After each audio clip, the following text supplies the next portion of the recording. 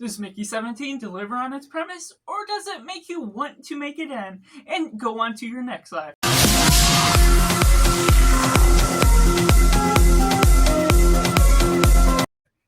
Welcome Cinema, where we focus on a film. I'm Josh, this is Simply Cinema. Let me know down in the comments below what you thought of Mickey 17. Do you like it? Do you not like it? Or is it somewhere right in the middle? Or if you're waiting for this review to decide if you're going to see it or not? And getting right into the synopsis. Mickey Barnes signs up to start dying for a living as an expendable, but when things start going out and the secrets get unveiled, things go awry as there's a multiple of Mickey. And taking it right into positive, this is a film directed by Bong Joon Ho, who has done so many great films in the past. I've only gotten to see a couple, such as Snowpiercer and Parasite. This one is sort of different in the realm of what you're expecting, although have heard that some of the films he has directed is going to be different than Parasite and more in line with what you're getting out of this film. It's very sci-fi-esque. There's a bit of action, a bit of drama. It's a satire piece that just delivers on certain aspects of what it's really enforcing. It's going to be strong in some ways in the way that you're may not be expecting for the nature of the satire, but what we get out of Robert Pattinson is really excellent. His performance, and also once you're getting the multiple, there's a split personality that you're getting from the Mickey 17 and 18 that just delivers on something interesting.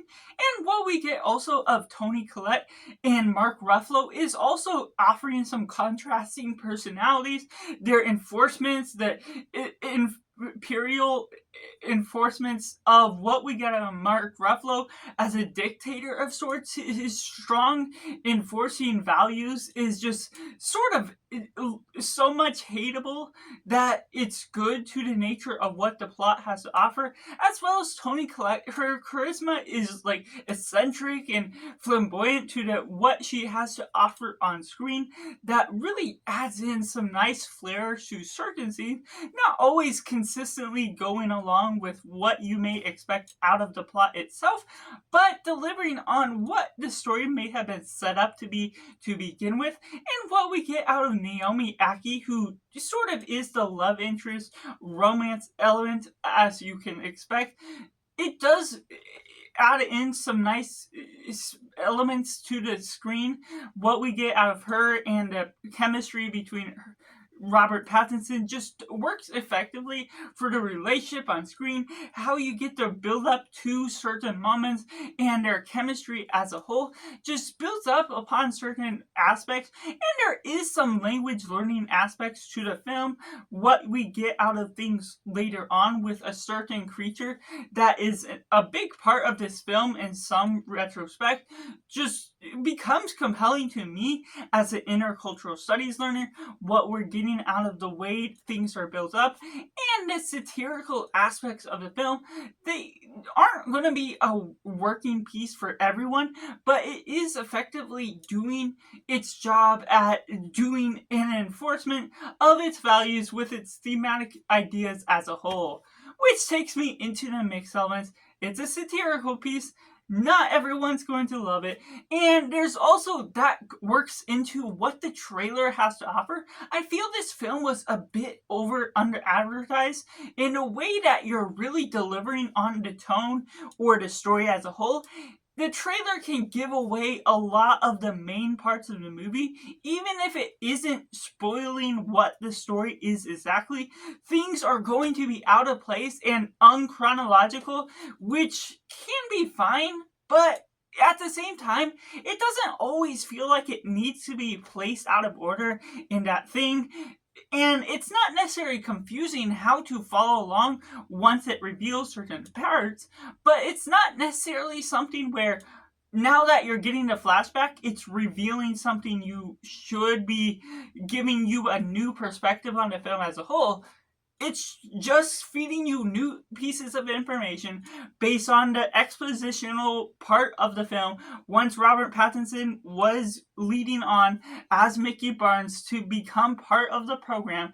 It's just giving you that information later on in the film without really providing the aspects that give a whole new perspective on the film. So while it isn't necessarily a bad element to what the film is working off of, it's just feeling like a weird choice desire of putting things out of order and not always having the right build up to certain aspects that could have been flowing a little bit quicker, or at least make more sense if it just worked itself in a more focused manner, moving along in its chronological manner that it just doesn't offer within the film that it settles in with. And taking it into the negatives, there is an aspect of this film where it feels way too drawn out, maybe 30 minutes too much, which is a big chunk of the film. Certain things where it's starting to do certain build-ups, certain aspects of the film.